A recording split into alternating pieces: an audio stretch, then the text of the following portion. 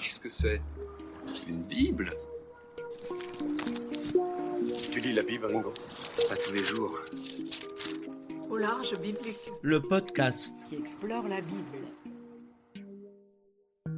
Bienvenue à toutes et à tous sur Au large biblique, le podcast qui explore la Bible. Nous ouvrons avec cet épisode le 6e volet de notre format sur l'histoire de l'Israël biblique. Après la période grecque et le retour à la royauté juive en Judée, nous allons explorer la période romaine, débutant en l'an 63 avant notre ère et qui nous conduira jusqu'à la Deuxième Guerre juive en 135 après Jésus-Christ. Durant ces 200 ans, le pouvoir romain se fera de plus en plus oppressant, faisant face d'abord aux dernières prétentions royales des descendants hasmonéens, puis à des rébellions et des guerres d'indépendance de plus en plus vives. Le judaïsme est toujours composé des principaux courants sadducéens et pharisiens auxquels on peut ajouter celui des Esséniens. Je vous renvoie à l'épisode 312 sur l'émergence des groupes religieux. Ces trois courants ne résument pas à eux seuls la réalité religieuse, qui est aussi celle des croyances et de la foi populaire, comme aussi celle des prétentions messianiques et eschatologiques qui surgissent ça et là en cette période romaine. On peut penser entre autres au courant de Jean le Baptiste ou à celui de Jésus de Nazareth. Je n'évoquerai que très peu ces deux groupes pour privilégier un regard plus global sur la Judée. Un autre volet historique leur sera consacré. D'autres groupes, plus violents aux revendications politiques et nationalistes, vont aussi voir le jour à cette période comme les Sicaires ou Zélotes. La multiplicité de ces groupuscules nationalistes aux accents eschatologiques ou messianiques est une des caractéristiques de cette époque romaine qui commence avec la fin des règnes hasmonéens et l'avènement d'Hérode le Grand.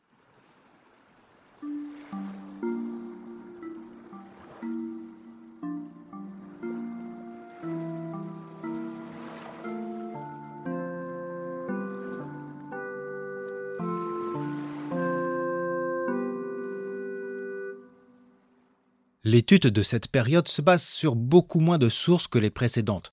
Nombre d'éléments historiques nous parviennent de Phinon d'Alexandrie et surtout de Flavius Joseph avec les Antiquités judaïques, et dans son autre ouvrage Les guerres des Juifs contre les Romains, l'historiographe détaille plus particulièrement la première guerre juive, puisqu'il fut l'un des acteurs de la résistance avant de se placer, après la défaite, sous la protection de Titus. Nous aurons l'occasion de revenir sur ce personnage. La plume de Flavius Joseph se contredit parfois entre ses œuvres et favorise la posture romaine, et demande donc un regard critique de l'historien, d'autant que nous ne possédons pas l'œuvre initiale de Flavius, mais des réécritures plus tardives et parfois arrangées. Hélas, l'œuvre de Flavius Joseph, décédé en l'an 100, s'arrête avec la prise de Massada en 74. Par la suite, les historiens disposent de matériaux provenant de sources plus tardives, comme Tacite, Dion Cassius ou Eusèbe de Césarée, sans compter les sources rabbiniques. Les découvertes archéologiques en Judée et à Jérusalem aideront à éclairer les années entre la première guerre juive jusqu'à la fin de la Judée romaine en 135. Vous pouvez consulter ces éléments à partir de la bibliographie en note de cet épisode et sur le site où vous trouverez aussi des cartes géographiques ainsi qu'un tableau chronologique des principaux événements. Avant de commencer, j'aimerais faire un point sur les réalités géopolitiques nouvelles que nous allons évoquer régulièrement. Il s'agit d'abord des Iduméens. À l'origine, il s'agit d'une population transjordanienne située au pays d'Édom, au sud de la mer Morte, qui vont, suite à des incursions arabes, s'installer dans la région du Negev vers le IIIe siècle avant Jésus-Christ. Ils y développent la ville de Marécha. Soumis au royaume séleucide, ils vont profiter de l'influence hellénistique et ce n'est qu'en 125 avant notre ère que le roi hasmonéen Jean Hircan Ier les soumet à son pouvoir et les intègre au judaïsme de Judée. Parallèlement, une autre force politique apparaît dans la région, les Nabatéens. Là aussi, il s'agit à l'origine de tribus nomades situées en Arabie. On trouve leurs traces à la période perse à l'occasion de transactions commerciales avec la cité de Gaza. Vers le VIe siècle avant notre ère, les Nabatéens s'installent au sud de la mer Morte et en Transjordanie.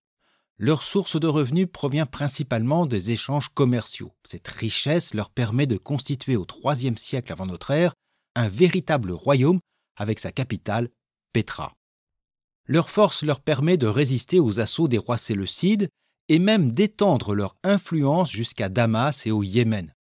Avec l'arrivée de Pompée et ses armées dans la région, les Nabatéens deviennent un royaume client de Rome, tout comme la Judée, son allié. Mais ils gardent une certaine autonomie. C'est avec le roi Arétas IV, dont nous reparlerons, que le royaume des Nabatéens atteindra son apogée. Cette parenthèse étant dite, nous pouvons commencer l'approche de cette période en nous rappelant le contexte de l'intervention romaine en Judée.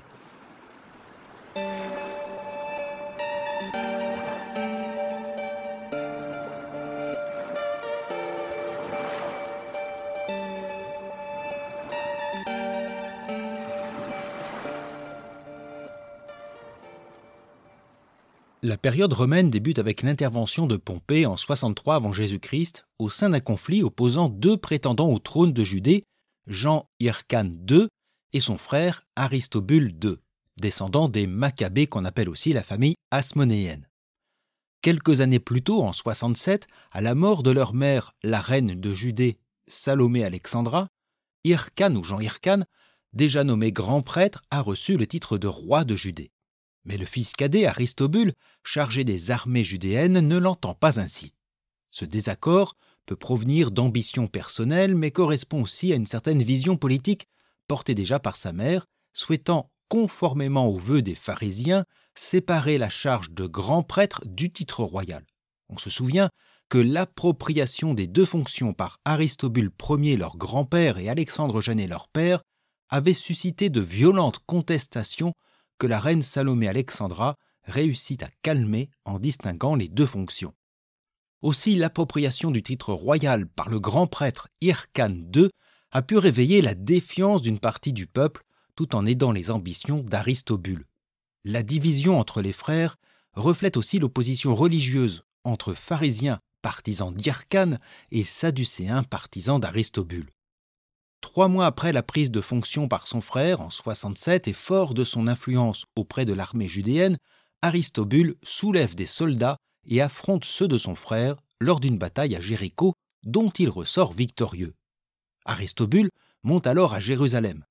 Craignant la vengeance de son frère cadet, Jean Hyrcane se réfugie dans la citadelle du temple de Jérusalem, détenant en otage la famille d'Aristobule. Les deux prétendants au trône finissent par un accord. Jean Hyrcane cède le titre de roi à son frère et gardera celui de grand prêtre. Pour ajouter à l'alliance entre les frères, le fils d'Aristobule, Jonathan Alexandre, épousera une fille de Jean Hyrcane, Alexandra. Au final, Aristobule II sort donc vainqueur de l'affrontement. Du moins pour l'instant, car Jean Hyrcane va bénéficier du soutien d'un certain Antipater, qui va tout faire pour redonner au grand prêtre son titre de roi. Né en 113 avant Jésus-Christ, Antipater est un Iduméen, une région intégrée à la Judée et convertie au judaïsme, pour des motifs d'abord politiques, sous Jean Hyrcane Ier en 125 avant Jésus-Christ. Antipater a succédé à son père comme gouverneur d'Idumée et a épousé une princesse nabatéenne, Cypros, avec laquelle il aura 4 enfants, Phasaël, Hérode, Salomé et Phéroas. Antipater est un conseiller très influent auprès de Jean Hyrcane II. D'autres diront que le grand prêtre et ancien roi est un homme influençable dont Antipater va pouvoir se servir. Flavius Joseph souligne aussi l'inimitié et la haine, voire la jalousie qui oppose Aristobule à Antipater. Quoi qu'il en soit, le gouverneur iduméen, disposant de ses propres troupes, conseille à Jean Hyrcane de renier son accord avec son frère Aristobule pour reprendre son titre de roi. Les deux hommes se réfugient alors à Pétra, capitale du royaume nabatéen. Antipater, qui par son épouse possède des liens avec la cour nabatéenne, convainc le roi Arétas III de l'aider dans sa reconquête pour Jean Hyrcane. En échange d'un soutien militaire, Antipater négocie la restitution de 12 cités prises par Alexandre Janet aux Nabatéens. En 65, Antipater, Arétas III et ses armées nabatéennes, fortes de 50 000 hommes, selon Flavius Joseph, attaquent victorieusement les armées d'Aristobule. Durant la Pâque de l'an 64, Jérusalem est assiégée. Mais la situation s'embourbe et les deux clans ont besoin de soutien. Sans concertation, Hyrcane et Aristobule font appel à la République de Rome. Les liens diplomatiques avec celle-ci datent de l'époque maccabéenne. Jusque-là, Rome n'était pas encore intervenue militairement pour aider ses alliés. Mais la situation est différente. Depuis 66, la République de Rome a chargé le général Pompée de pacifier, par la force bien entendu, les territoires du Levant rongés par les guerres des successions séleucides et surtout les flottes de pirates qui nuisent au commerce et à l'économie de la région. L'opération vise à soumettre ou conquérir des territoires. En 64, Pompée avait déjà annexé la Syrie et campe alors à Damas. Durant les conflits qui opposent Hyrcane et Aristobule, une autre délégation juive arrive également à Rome et demande la fin du règne des deux Asmonéens au profit d'une tutelle romaine, laissant le temple gérer les affaires internes. Le général romain se tourne d'abord favorablement vers Aristobule, roi déjà en place.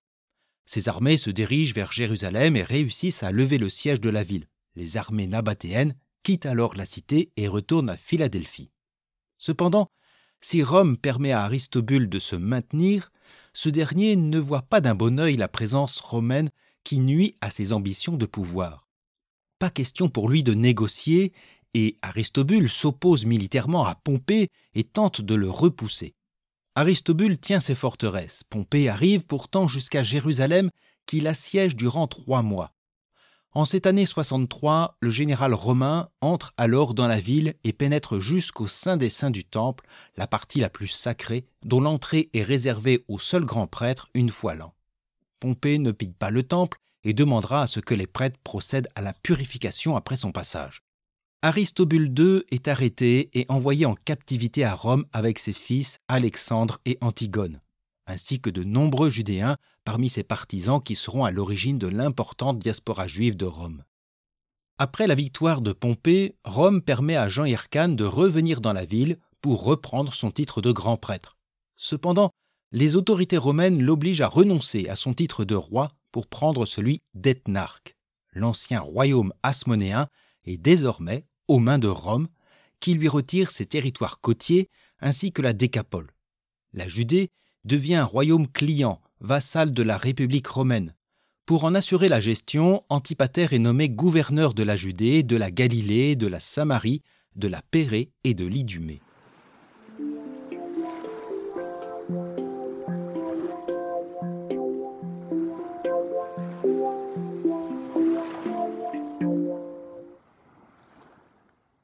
La Judée de Jean Hyrcane II se trouve désormais considérablement réduite après le redécoupage de Pompée. Hyrcane et Antipater conservent la Judée, la Galilée, le territoire samaritain à l'exception de la ville de Samarie, la Pérée et l'Idumée. Avec la Décapole et les villes côtières, Rome manifeste son souhait de développer les implantations romaines et la culture grecque dans ces cités. Pour autant, les prétentions royales d'Aristobule, le frère de Jean Hyrcane, demeurent. En 57, il parviendra à s'échapper avec Alexandre son fils de sa captivité romaine. Ils seront repris avant d'avoir pu soulever la Judée grâce à l'intervention du serviteur de Syrie Gabinius. Les armées de Rome continueront à poursuivre les partisans d'Aristobule. En 54, ils détruiront la ville de Tariché sur les bords du lac de Tibériade que certains identifient à Magdala. Revenons à l'année 63 avant notre ère. Pompée, l'homme fort et influent de la puissante Rome, voit poindre les ambitions d'un certain Caius Julius César, qui vient de se faire élire grand pontife, Pontifex Maximum, la charge religieuse la plus élevée de la République romaine. En 61, après avoir étendu à l'Orient la puissance de Rome et sa victoire sur le roi Mithridate VI du Bosphore, Pompée revient dans la capitale romaine. Cependant, le Sénat, miné par des rivalités politiques, refuse de ratifier les accords diplomatiques de Pompée obtenus en Orient, mais aussi l'obtention de terres pour ses vétérans. Il s'allie donc alors avec Crassus et César pour former ce premier triumvirat afin de contrer le pouvoir de l'aristocratie sénatoriale. Ce triumvirat oblige le Sénat à accepter les conditions de Pompée. Mais en l'an 53, cette entente prend fin avec la mort de Crassus contre les Parthes et la mort de Julia, fille de César et épouse de Pompée. Décès qui amène la brouille entre les deux hommes et bientôt leur affrontement. Car César est en Gaule et Pompée reste maître de Rome jusqu'au retour de César, qui en 49 franchit le Rubicon.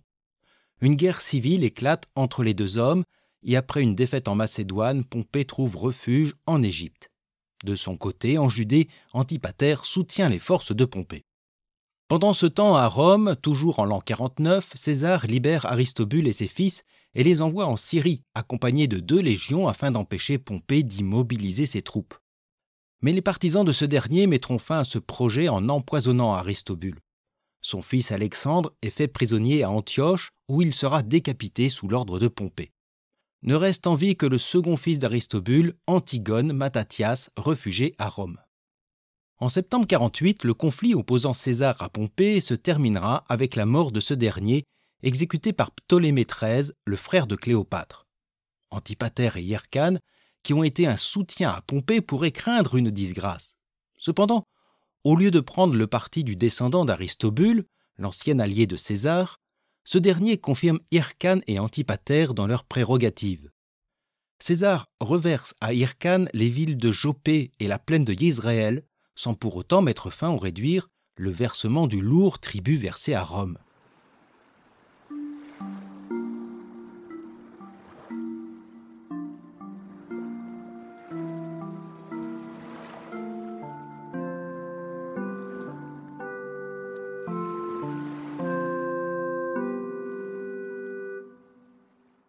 Avec la victoire de César, Antipater obtient le titre d'intendant, épitropos de la région. Il soutient les troupes de César présentes en Égypte et nomme ses 2 fils au commandement militaire de la Judée pour Phasaël et de la Galilée pour Hérode. Ce dernier pourchasse et élimine un certain Ézéchias, chef de bande. Pour Flavius Joseph, Ézéchias avait pris la tête d'une troupe de brigands. Il pourrait s'agir de paysans en révolte contre les expropriations romaines ou d'un groupe armé toujours fidèle au clan hasmonéen d'Antigone Mattathias. Quoi qu'il en soit, à la suite de cette opération, Hérode est nommé l'année suivante, en 47, gouverneur de Galilée. La région va être à nouveau perturbée lorsque Jules César, qui projetait de recevoir les pleins pouvoirs, est assassiné en mars 44. Succède alors un second triumvirat composé de Marc-Antoine, de Lépide et d'Octave, le futur empereur Auguste. Ils poursuivent les leaders du complot mortel contre César, Brutus en Grèce et Cassius réfugié en Syrie. Ce dernier y trouve les soutiens d'Antipater et ses fils. Cependant, l'année suivante, Antipater meurt empoisonné par un officier judéen, Malchios. En l'an 42, les armées d'Octave et de Marc-Antoine battent celles de Brutus et de Cassius lors de la bataille de Philippe. La période est difficile pour les fils d'Antipater. Des troubles ont lieu en Judée tandis que le souverain de Tyr, Marion, occupe une partie de la Galilée. La crise s'aggrave quand une délégation de Jérusalémites est envoyée à Marc-Antoine accusant les 2 fils d'Antipater de mauvaise gestion. Cependant, Hérode les prend de vitesse et offre à Marc-Antoine une forte somme, réduisant ses oppositions au silence.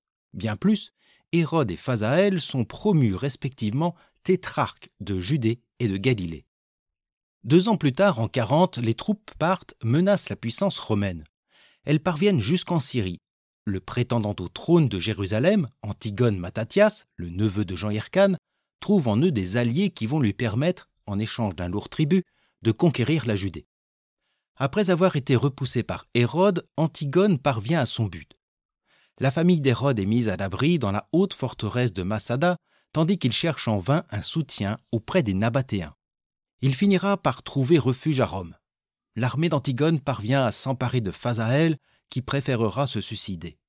Antigone mutile son oncle Jean Hyrcane en lui coupant l'oreille, mutilation qui lui interdit, selon la Torah, d'exercer sa charge de grand prêtre. Il est alors exilé en Mésopotamie, occupé par les Parthes. En cette année 40 avant Jésus-Christ, Antigone Mattathias prend le titre de grand prêtre et se fait proclamer roi, vassal de l'Empire parthe. Hérode, réfugié à Rome, obtient le soutien du Sénat, qui voit en lui un allié solide face à la menace parthe. Aussi, la même année, le Sénat romain confère à Hérode le titre de roi de Judée. Quelques années plus tard, il répudiera sa première femme Doris pour épouser la fille de Jean Hyrcane, Marianne, l'Hasmonéenne, afin de mieux légitimer son titre. Mais pour qu'il soit effectif, Hérode doit d'abord conquérir son royaume à l'aide des légions de Marc-Antoine. Durant 3 années, il reprendra peu à peu son territoire en commençant par le littoral, puis l'Idumée de son père, la Samarie et la Galilée. En l'an 37, il assiège Jérusalem. Les armées romaines entrent dans la ville et Hérode empêche de peu le pillage de la cité par les soldats. Antigone Mattathias sera le dernier roi et grand prêtre hasmonéen. Il est envoyé captif à Antioche et sera décapité par Antoine à la demande d'Hérode. Ce dernier peut alors se faire proclamer roi des Juifs à Jérusalem et régner sur la Judée et les territoires environnants.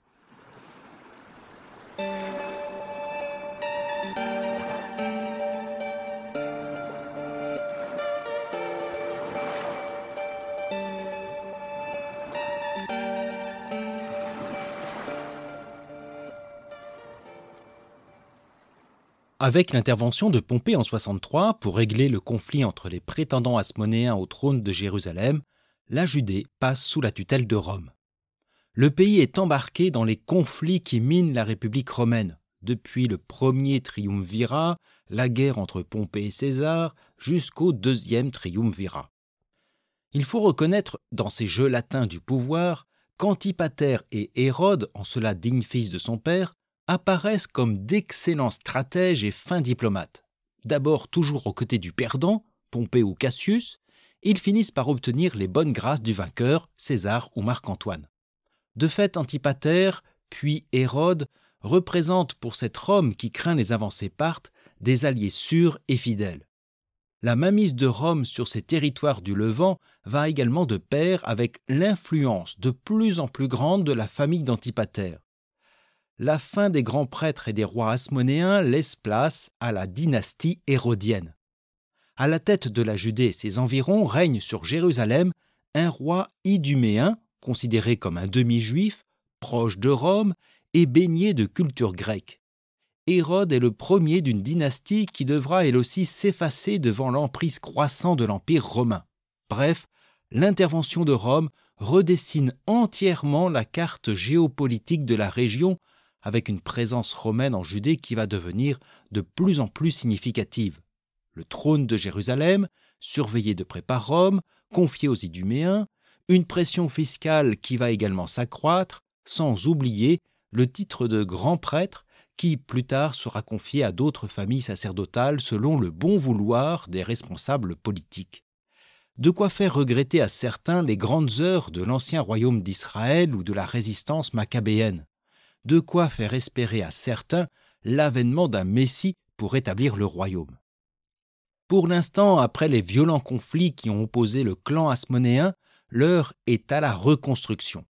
Ce sera l'une des premières et plus grandes tâches du nouveau roi Hérode Ier le Grand. Ce dernier va en effet marquer l'histoire de la Judée en raison de sa politique de grands travaux, notamment en faveur du Temple, comme aussi à cause de sa réputation de roi tyrannique, violent et paranoïaque. C'est, entre autres, ce que nous entendrons avec la suite de cette série. Je profite de ce premier épisode pour remercier à nouveau les contributeurs réguliers qui permettent la diffusion de cette série, Nathalie, Anne, Guillaume, Héloïse, Cathy et Vincent, sans oublier Jean-Noël. Si vous aussi vous souhaitez aider au fonctionnement de ce podcast, y compris ponctuellement, vous pouvez vous rendre sur le lien en note qui vous redirigera vers la plateforme de votre choix, Tipeee ou Ko-fi. Je rappelle surtout qu'un des meilleurs moyens pour soutenir ce podcast reste de le faire connaître autour de vous et sur vos réseaux. Une dernière chose, au moment de cette diffusion en avril 2024, je vous invite à répondre au questionnaire sur le format et l'avenir des transcriptions téléchargeables. Le lien est également en note. Bien sûr, la pertinence du sondage dépend du nombre de réponses et je compte sur vous. Merci. Je vous souhaite à toutes et à tous une bonne journée, une agréable soirée et je vous dis à bientôt sur Au Large Biblique.